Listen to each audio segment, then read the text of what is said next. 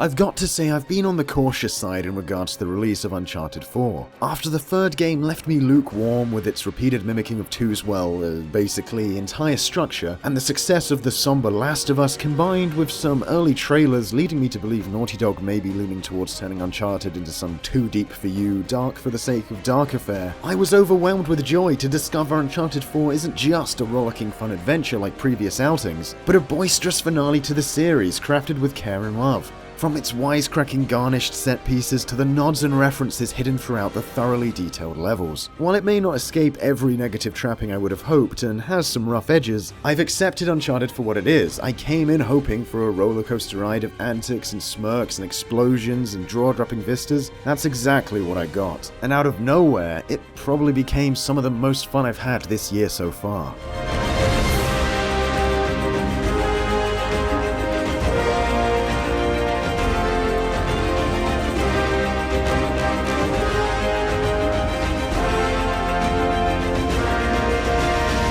Uncharted 4 sees Nathan Drake return for one last adventure with his long-lost brother Sam, embarking on an expedition to find the world's biggest pirate booty yet. The plot, of course, is never really the centerpiece here, more just the catalyst for our heroes and villains to play off each other. In the Indiana Jones, finding bones, not working phones, paying off your loans adventure that we've all come to see. There's something about Nathan Drake and the way he ragdolls his ass from scene to scene, barely surviving by the skin of his teeth, that separates this action game from the kinds I usually play, where dudes are just casually backflipping about, ballet dancing over danger. It makes for a fun change to see a dude completely get the shit kicked out of him in these sequences. And I'll be honest, by game 4 you're either on board with the scripted moments that pop up from time to time where this happens, or you're not. The best thing about Uncharted is that it's the one series that does put a hefty amount of control into your hands when engaging with context-sensitive scripted events, relying less on quick-time events and more on fast thinking in the environment you're provided with. This ain't some Sonic Adventure loop-de-loop bullshit.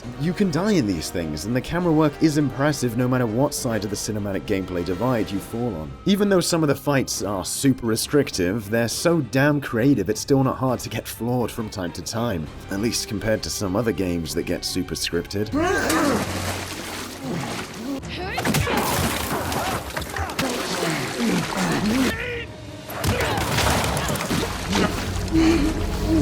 A continuous chase sequence where Drake starts on a busy hilltop market, only to drive down and eventually tag along behind a convoy down miles and miles of terrain is so impressive. And the degree of control you get jumping from car to car, aiming and dodging, puts this level in a league of its own, way above more scripted iterations you'd find in other games like this. Gave me some major Tintin vibes, like from the cool CG Tintin movie made a few years back. Anybody remember that one? There is quite a weird reduced emphasis on combat this time around though. Lots more platforming than before, so it's lucky that environmental traversal mechanics have been expanded, with the likes of the grappling hook and later on a whittle spike that can be used to stick to walls and create paths. Also a big part of platforming now are slippery slope Peach's secret slide sections, and when are slides in video games not fun? I mean, I do sometimes question how slippery some of this gravel would actually be. Like, I think with a bit of care one could gain some traction on that surface, I don't know. To enjoy Uncharted, you just gotta get over some of these leaps in logic. Like, Nathan, you seriously can't do a runner up that little slope?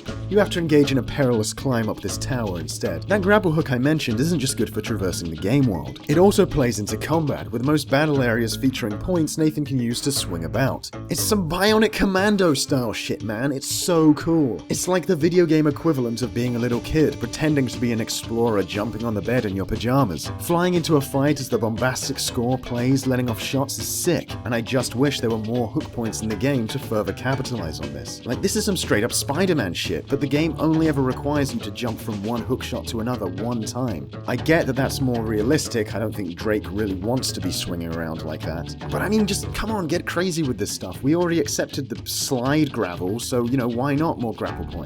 When it comes to being an explorer, Uncharted 4 also probably does the best job the series has yet at putting the player in that role, with the most expansive explorable environments we've seen in the franchise yet. Okay, yeah, it's no open world, the series is still linear as can be, but sprinkled amongst that breadcrumb trail of swashbuckliness are some beautiful larger areas that can be picked apart by the more curious player. It's just a shame there isn't that much to find other than a few treasures and some discardable novelty weapons. While the graphics are super impressive, I wasn't getting too blown away playing the first few chapters. Sure, the game was pretty, but it's the least you can expect after how long it took them to make it and how linear the first few sections are. But damn, even I was taken aback when I reached the open Madagascar level. With its large-scale explorable environments and yet stunningly detailed foliage and flora. Just magnificent to behold at times. I can like pretty things too, this just looked pretty impressive, It's just like, why, I'm not shallow. Of course, this obviously does come along at a cost, chugging along on the PS4. Oh yeah, here we go, time for the review's performance moan with TGB. Well yeah, what can I say? It's disappointing that the game runs at 30 FPS. I would of course prefer it if the game looked a little bit worse, if it meant the game ran smoothly. What can I say? I'm old-fashioned that way. I mean, look, the multiplayer runs at 60 FPS with slightly less detail, and it looks fine, it looks great even. Uncharted 4 looks cutting edge now, but in a few years that effect will wear off, and we'll come back to this game wishing the title played better at those higher frame rates. I mean, just look at Uncharted 2, we used to think that was cutting edge, oh my god. And sure, will we probably get an updated version at 60 FPS years from now? Or some kind of update on the PS4 Neo or whatever that ups performance? Yeah, it's great to have to buy the game again or drop hundreds on a new system to make my games run properly. Yeah, fantastic. Sure, this will come to pass, but it doesn't change the fact that this version, the one we got on release, will become obsolete. Unlike the hundreds of games from decades past that play phenomenally in their original iterations. I mean, have you tried popping in a PS3 Uncharted with its zoomed-in FOV, shoddy frame rate, and crazy motion blur in a while? Speaking of crazy motion blur, I almost have a bigger problem with that in Uncharted 4 than the frame rate. You make these environments so detailed and inviting, Naughty Dog, and yet when I turn the camera they become so blurry and unintelligible I have to start and stop to take note of anything. It's super obnoxious, just cut this shit out. I get you're just trying to mask the 30 FPS, but I'd rather it be more jittery if I'm at least able to see what I'm looking at. I'm sure you're waiting for me to jump on how the scripted nature of a lot of Uncharted's narrative segments and how much time is spent once again walking about listening to characters and not doing much of anything is annoying.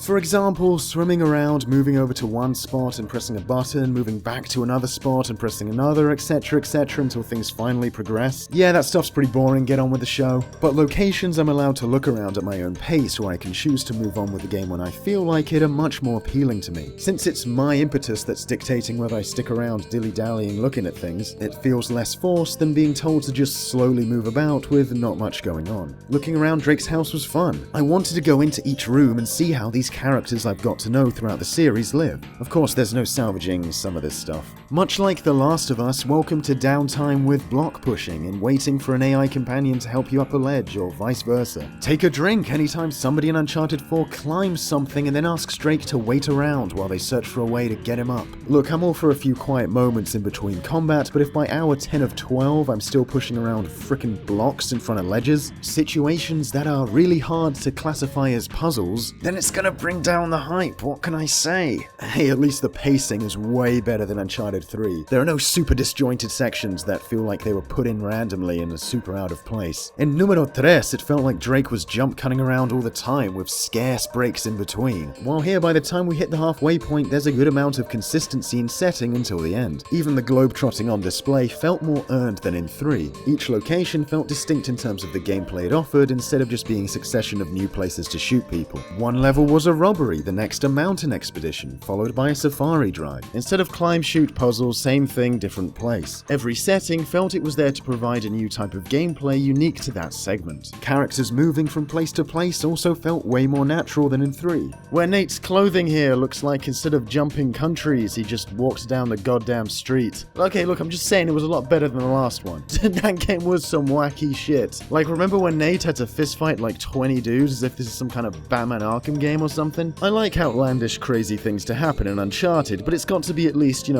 partially plausible. Uncharted 4 keeps things cool, Nathan still gets to be an over-the-top badass, but without him having the god hand at the same time. Uncharted 4 has really fun gameplay. Of course, it's still hesitant to let that gameplay carry the experience when it really could at this point. With how fine-tuned and responsive the combat has become, you're still gonna get climbing segments that go on a bit too long, exposition that outstays its welcome, and mashy quick-time events that serve no purpose that you don't actually have to even do sometimes. Like this one here just kinda does itself. But what's here is a solid commitment to action and entertainment that resonates from beginning to end. It's just invigorating to play a game about a group of people who love each other, who go on an adventure and discover marvelous things and get into nail-biting situations. It's funny, as a game with mechanics and tropes that saw their inception within the 7th generation, Uncharted 4 almost feels like a send-off for that era of scripted, tight, set-piece-driven experience experiences. Now that we seem to be delving into the era of big-budget, open-world, sandbox exploration games, ooh. And while back then we saw plenty of games that failed to deliver on this front, a lot of boring, uneventful, hand-holdy jaunts, I gotta give Naughty Dog some credit for turning a style of game that has done nothing but pain me for a decade and make it almost close to tolerable. Was getting here worth the mediocre generation we just went through? No, probably not. Whatever the case, Uncharted 4 hits home. It's a joy to play. Now that Drake's ride is over, as usual, I'm pumped to see what they come up with next.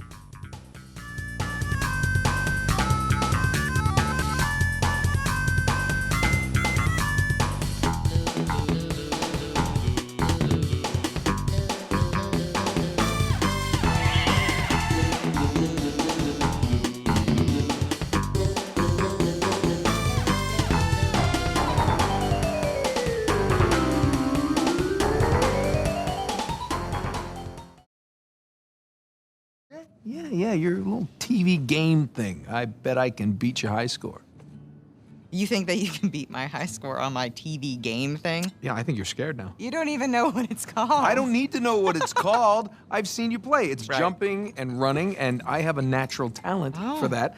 really? So, what do you say, chicken? Is it a bet?